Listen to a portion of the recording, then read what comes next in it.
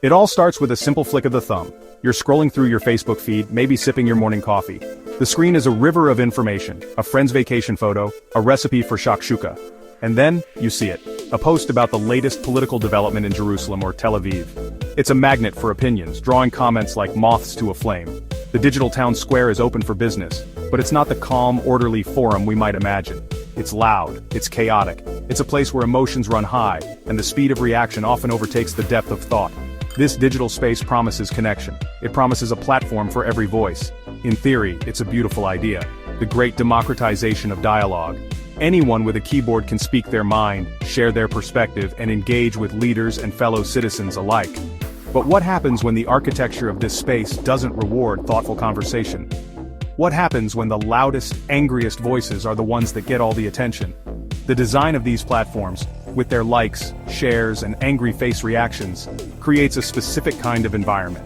An environment that can feel less like a debate and more like a battlefield. Think about the posts that go viral. They are rarely the ones that are nuanced or balanced. Instead, they are the ones that provoke a strong, immediate, and often negative emotional response. A headline that enrages you. A statement that feels like a personal attack.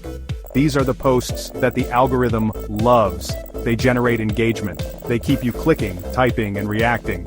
And in doing so, they shape the very nature of our online conversations, pushing the calm, considered voices to the margins and amplifying the noise until it's all you can hear. It's a feedback loop of outrage. So you're faced with a choice. Do you jump into the fray, or do you keep scrolling? The temptation to add your 2 shekels is strong. You want to be heard. You believe your perspective has value. But as you hover over the comment box, a sense of hesitation might creep in. You've seen these comment threads before. You know how quickly they can devolve. You know that entering this digital arena means preparing for a certain kind of fight, one where the rules of polite, face-to-face conversation no longer seem to apply. And this is where the illusion of online democracy begins to crack. Let's imagine a scenario. A friend posts a political article. It's a contentious topic, something everyone in Israel has an opinion on. Within minutes, the comments start pouring in. One person, let's call him Avi, types a long, aggressive response. He uses capital letters, he uses exclamation points. He calls the author of the article an idiot and questions the patriotism of anyone who agrees with it.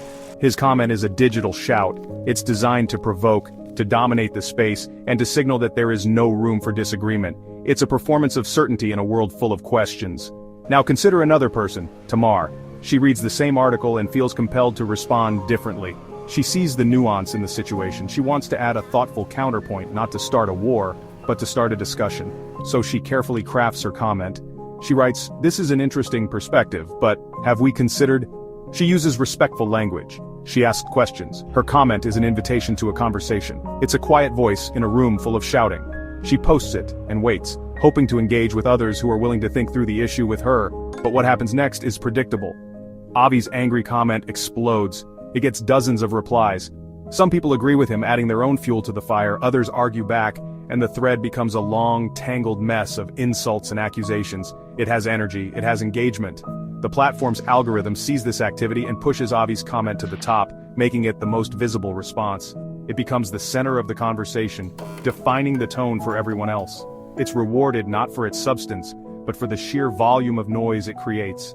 And Tamar's comment, it languishes. It might get a single like from someone who appreciates the sentiment, but it generates no replies. It sparks no discussion. It is buried under the weight of the more aggressive, more emotional comments. It's as if she whispered in a hurricane. Her voice, polite and measured, is effectively silenced.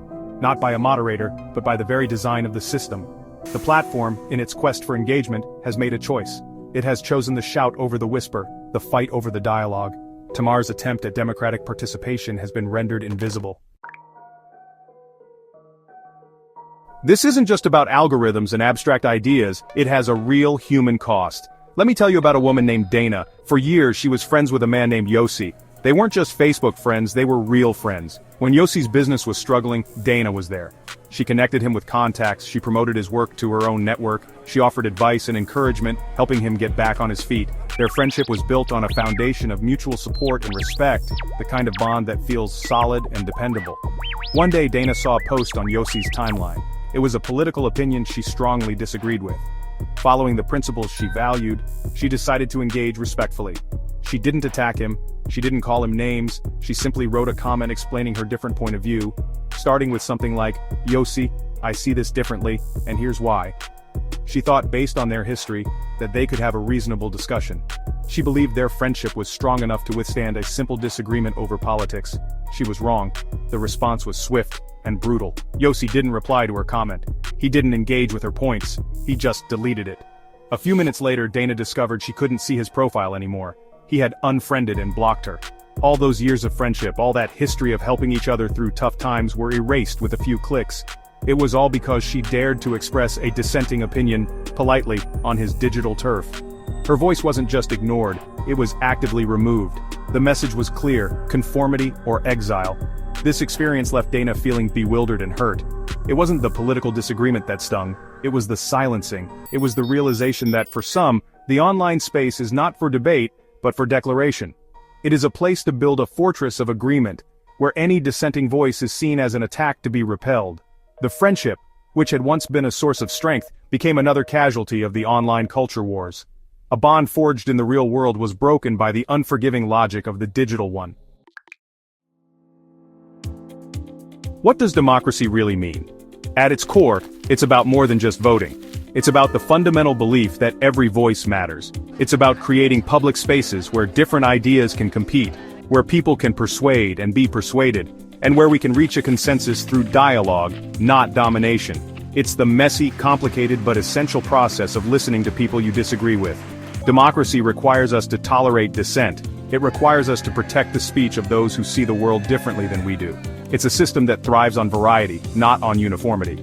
When we delete a comment we don't like or block a friend for a political disagreement, we are acting in a way that is profoundly anti-democratic. We are appointing ourselves as censors of our own small digital kingdoms. We are saying, your voice has no place here. This action transforms social media from a potential town square into a collection of private echo chambers. Each person curates a feed that only reflects and reinforces what they already believe. The result is a society that becomes more polarized, more fragmented, and less capable of understanding one another. This isn't just about losing friends, it's about losing the muscle of civil discourse. If we never have to engage with opposing viewpoints, we lose the ability to defend our own ideas with reason and evidence. We become accustomed to shouting down the opposition or simply erasing them. This erodes the very foundation of a healthy society. A democracy cannot survive if its citizens are unwilling or unable to talk to each other.